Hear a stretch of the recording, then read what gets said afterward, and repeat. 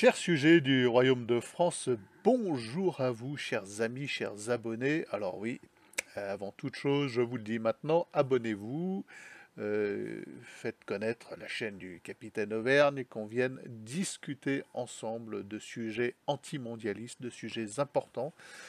Et pour se sentir moins seul, il est bon de se connaître, de s'unir et de s'abonner les uns aux autres. Voilà, c'est le nouveau commandement. Abonnez-vous les uns les autres. Très bien. Bon, ceci dit, ça vous coûte rien, c'est gratuit.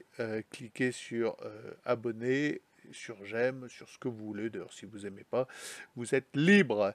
La vidéo concernant la théorie de l'évolution, comme tous ces sujets brûlants, a suscité son lot de commentaires excités. Alors, ce sont des sujets qui généralement provoquent l'ire de commentateurs scientifiques qui connaissent, qui savent mieux que quiconque.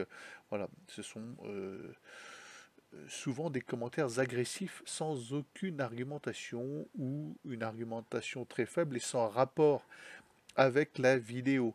Vous remarquerez, il suffit d'aller lire les commentaires, vous verrez, j'en ai supprimé aucun parce que c'est parfaitement exemplaire. Et d'habitude, je reste calme, je réponds de façon courtoise, mais là, ça a le don de m'énerver profondément parce que ces personnes qui viennent commenter vous traitent d'abrutis, de crétins, et je leur rends la monnaie de leur pièce ou de conneries, ou ce que vous voulez, je leur rends la monnaie de leur pièce. Je perds mon calme avec des gens comme ceux-ci qui n'écoutent pas ce qu'on dit, qui refusent d'écouter et qui sont ancrés dans leur vérité, leur vision des choses, qui vous disent «Ah, mais tu as confondu ceci avec cela». Je n'ai rien confondu du tout, c'est une vidéo très courte, elle fait à peine 12 minutes. Je ne vous fais pas un cours sur la théorie de l'évolution, je parle à des gens qui savent bien qu'il n'y a pas là la vérité, et quel que soit le point de vue par lequel on l'aborde, que ce soit biologique, mathématique, statistique, physique, euh, historique, philosophique surtout, et moi mon point de vue est surtout essentiellement philosophique. Voilà. Euh, Sachant que euh, la vie spirituelle ne peut être le fruit d'une évolution ou d'un saut évolutif. La question à partir de quel moment, de quel stade le singe est-il devenu capable d'émerveillement et d'interrogation, et capable de poser la question de l'être premier et de son destin, du qu'est-ce, n'a aucun sens. C'est une question dénuée de tout fondement philosophique et donc scientifique. Euh, un jour, un singe s'éveille, voilà. Et c'est tout à fait la problématique soulevée dans 2001, l'Odyssée de l'espace, avec cette espèce de stèle qui va provoquer un saut évolutif dans l'esprit du singe qui, du jour au lendemain, va être plus éveillé et va engendrer une génération d'éveillés grâce à cette espèce d'intrusion fabuleuse d'une stèle dont on ne sait rien, qui vient des confins du cosmos. Voilà, tout ceci parce que on cherche à remplacer la main du Créateur, la main de Dieu, pour expliquer un phénomène qui ne peut en aucun cas être le fruit d'une évolution. Voilà. Donc je vous demande pardon pour m'être énervé, je m'excuse platement auprès de mes abonnés et de mes commentateurs. Mais sachez que je n'admets pas que l'on vienne sans aucun argument traiter les gens d'imbéciles sous prétexte qu'on a quelques certitudes soi-même. Si vous n'êtes pas content du point de vue catholique, c'est-à-dire que le point de vue catholique est totalement euh, opposé à la théorie de l'évolution, euh, le catholique, lui, croit euh, que la Genèse dit vrai, que Dieu crée à partir de rien, et il dit ceci est, et ceci est de fait. Il crée l'homme à partir de rien, et la femme à partir de rien, dans un dessein de vie éternelle, dans le dessein de faire naître l'Immaculée Conception, qui engendrera elle-même le Verbe, l'incarnation du Verbe, le Christ. Donc tout ceci est un ordre surnaturel qui nous dépasse et qui est contraire à la théorie de l'évolution. On ne peut pas être catholique et euh, adhérer à la théorie de l'évolution, quelle que soit sa forme, que l'on cherche à l'édulcorer par telle hypothèse, voilà, en disant mais ça n'empêche pas la création divine, ça n'empêche pas si parce que on peut imaginer que non, voilà, on n'imagine pas, Dieu crée, c'est tout. C'est aussi simple que ça. Voilà, donc je me suis un peu énervé. Je m'énerve contre les avis insultants, contre les avis de ces excités scientistes qui sont persuadés d'avoir raison.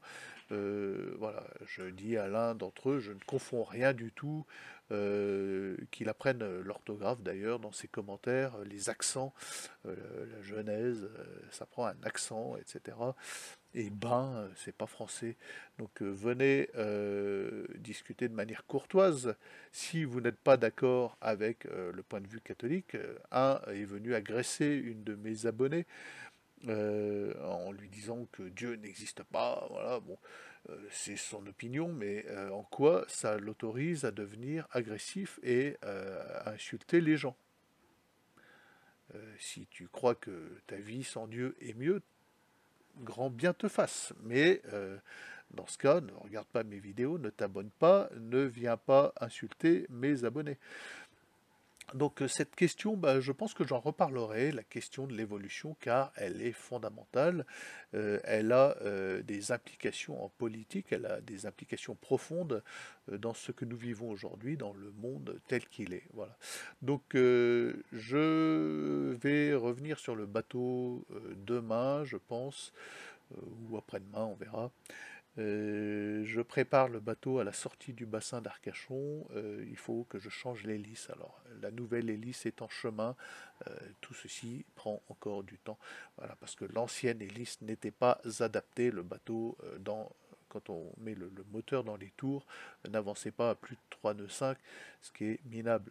Le bateau devrait marcher à 5-6 nœuds parce qu'il a un énorme moteur pour la taille de ce bateau.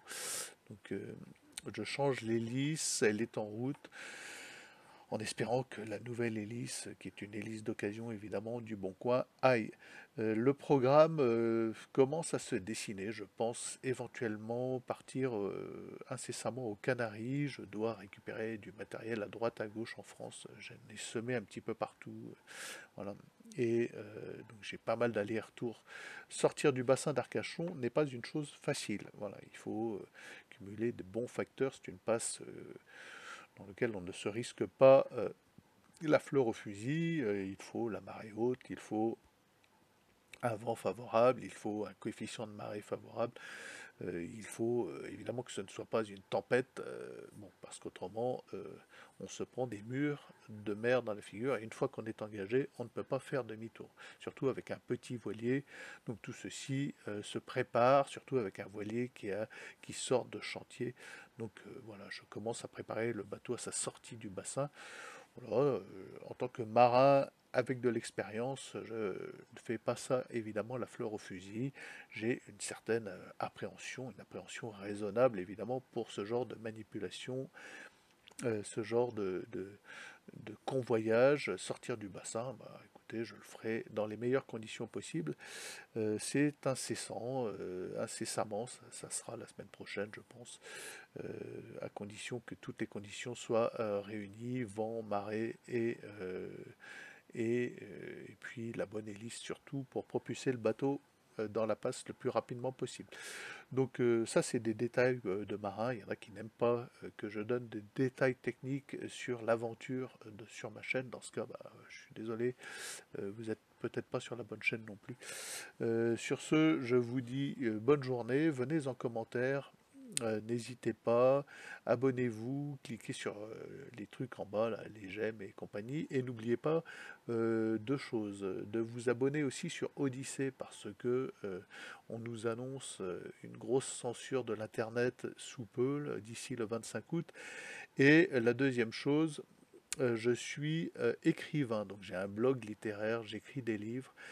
Je ne vous vois pas assez sur ce blog. N'hésitez pas à me commander des livres. Voilà, j'en ai là, par exemple. Ceci est un recueil de poèmes. Vous ne regretterez pas si vous ne lisez pas de poésie en général. Bah, celui-ci, c'est différent. Vous ne regretterez pas de vous plonger dans de la poésie française. C'est mieux que le rap, je vous le garantis. Bonne journée.